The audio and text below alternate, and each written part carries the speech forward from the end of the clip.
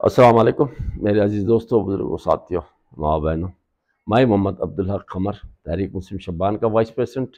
آج آپ تمام کے روبرو آنے کا میرا مقصد یہ تھا کہ میرے دل میں جو بے چینی تھی اور میرے دل میں جو احساسات جاگ رہے تھے، میں چاہا کہ آپ تمام سے شیئر کروں۔ سب سے اہم چیز تو یہ ہے کہ گزشتہ 9.5 سال سے BRS کی گورنمنٹ تھی، اور ہمارا تلنگانہ میں 14.5% کے حساب سے ہمارا یعنی کہ پرسنٹیج ہے پاپولیشن کے اعتبار سے، اور ہمارے پاس مسلمانوں کا موقف سیاست میں نہیں کے برابر۔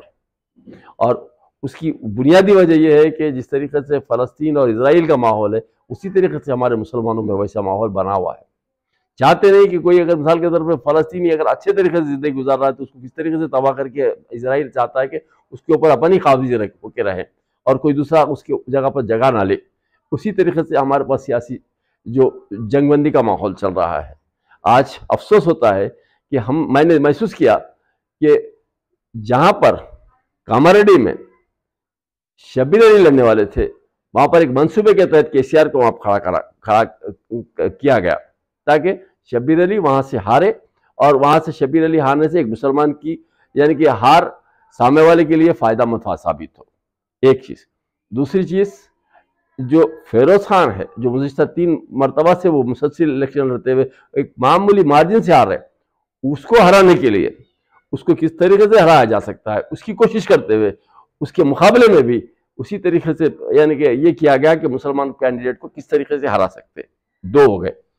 شیخ اکبر جو ملک پیٹ کانسٹیٹنسی سے ایک اچھا خاصا پڑھا لکھا ایک نوجوان آیا تھا، اس کو کس طریقے سے ہرانا چاہیے، وہ تمام حربے استعمال کر کے اس کو ہرایا گیا۔ اور اسی طریقے سے آپ کے اظہر الدین جو مثال کے طور پہ جو جوبلی ہلز سے لڑنا چاہ رہا تھا، اس کو بھی اپنے حربوں کو استعمال کرتے ہوئے اس کو بھی ہرایا گیا۔ تو اس کا مطلب یہ ہوا کہ ہمارے 14.5% مسلمان ہونے کے باوجود ہمارا سیاسی اعتبار سے ہمارے مسلمانوں میں یہ شعور ہے کہ ہم ایک 5 مسلمان MLA الیکٹ ہو کے نہیں آ سکتے ہیں۔ شرم کی بات۔ ہم کو چاہیے ہوش کے ناخن لے۔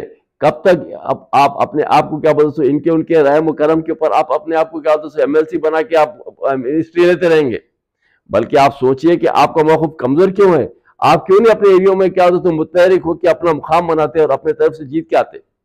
کب تک کہ مثال کے طور پہ دوسرے جنے آپ کے اوپر رحم کریں؟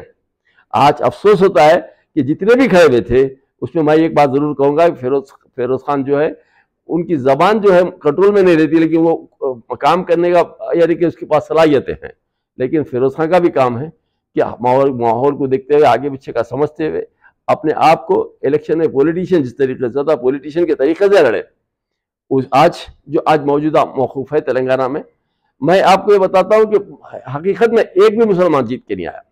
آج پورے تلنگانہ میں کانگریس سے جتوں کو بھی دیے تھے تمام کے تمام ہارے، یہاں تک کہ BRS سے جو تھا عامر شکیل وہ بھی ہارا۔ تو مطلب یہ ہوا کہ آپ کے پاس یعنی کہ مسلمان کون ہے جیتا ہوا آج؟ تو جو پہلے سے جو کوشش کی جا رہی ہے یعنی کہ متحدہ طور پہ کہ کوئی مسلمان نہ جیتے، ایک مخصوص جماعتی اس کے اندر رہے اور وہی ٹھیکیدار بن کے رہے اور وہی تمام مسلمانوں کے مسائل کو ہم ہی ذمہ دار بن کے اس کے ٹھیکے لے اور وہ اپنے آپ کو کامیابی حاصل کرے اور ان کا مقصد کو لے کے چلے، یہ زیادہ دن نہیں چلتا۔ آج دیکھیے وقف کے زیادہ کھانے کا نتیجہ کیا ہوا؟ KCR کو مکھی کھانا پڑا، کیونکہ مسلمانوں کو یہ معلوم تھا کہ KCR صاحب نے حسین شاہ ولی کی درگاہ کی جو 1654 ایکڑ 32 گنٹے زمین کھایا، اس کا آج خمیازہ بھگتنا پڑ رہا ہے۔ اور جو انہوں نے وقف بورڈ کو لاک کیا، وقف بورڈ کے ریکارڈ روم کو لاک کیا، جو انہوں نے جو اپنے بدماشیاں کی ہے، جس طریقے سے وقف کے جائیدادوں کے اوپر انہوں نے باضابطہ گورنمنٹ لینڈ بول کے اس کو دھرنی پورٹل میں بدل کے اس کو پٹے کرایا اور 55,000 ایکڑ زمینوں کو انہوں نے اپنے جانے بوجھے انداز میں انہوں اور ان کی الائنس جماعت دونوں نے مل کے کھایا۔ اس کے تمام ذمہ دار جو ہیں یہی لوگ ہیں۔ آج ایک زوال پذیر ہوا، لیکن انشاءاللہ آج نکل دوسرے کو بھی زوال پذیر ہونا پڑے گا، کیونکہ وقف کے جائیداد جو ہے وہ کسی کے باپ کے نہیں، اللہ کے جائیداد ہیں۔ اللہ اس کے ساتھ انصاف کرنے والا ہے، اور وقت آئے گا تو معلوم ہوگا کہ کون کیا ہے اور کون کیا ہے۔ برے کا انجام کبھی اچھا نہیں ہوا۔ جب کسی کے ساتھ آپ نقصان پہنچانے کی کوشش کرتے ہیں تو آپ کا خود نقصان ہوتا ہے۔ آج جو آپ بال بچے ہیں، جیسا کہ مثال کے طور پہ خالد صاحب جو جیتنے والا کینڈیڈیٹ تھا، جو معمولی سے 1,500 ووٹ کے اندر ہی وہ ہارا ہے، اور 2,000 ووٹ سے فیروز خان ہارا ہے۔ اگر مثال کے طور پہ آپ کی بےمانی کے ووٹ اگر حاصل نہیں ہوتے، اگر مثال کے طور پہ جو سامنے والی جماعتیں جو अपने तरफ से बोगसिंग नहीं कराए होते तो ये लोग जीत के आते। और इससे एक सबक मिलता सामने वालों को, और आइंदा आने वाले दिनों में एक दूसरे मिलजुल के कोशिश करते कि सही तरीके से तरक्की दे तेलंगाना को। लेकिन ये चीज़ हमारे कौम में नहीं है। ये चीज़ तो ये है कि इन अपने मफाद की खातिर कुछ भी कर सकते हैं। ये तमाम चीज़ों से एहतियात करें और एक सबक लें। आज का जो तेलंगाना में जो मौजूदा हालात है, ये आपके और हमारे लिए होश के नाखून लेने का है, और ये सबक लेना है कि मुसलमानों का सियासी मौक़िफ़ क्या है। ज़ीरो है, ज़ीरो। आज इस तरीके से अगर आप आज भी अगर सोते रहेंगे तो कल आपका देखने वाला कोई नहीं रहेगा। इस तमाम चीज़ों को सामने रखते हुए होश में आए, और आइंदा आने वाले दिनों में सिर्फ एक ठेकेदारों को मत रखें, बल्कि आप अपनी कौम को, अपने आप को जगाए, और मुतहरिक होते हुए अपने नौजवानों को सियासत में लाए और उनको MLAs बना के बताएं कि हम क्या हैं। आइंदा आने वाले 5 साल में कम से कम 10 मुसलमान MLA बन के आए। उस तरीके से आप कोशिश करें। इंशाअल्लाह वक्त ये नहीं रहेगा जो आज है।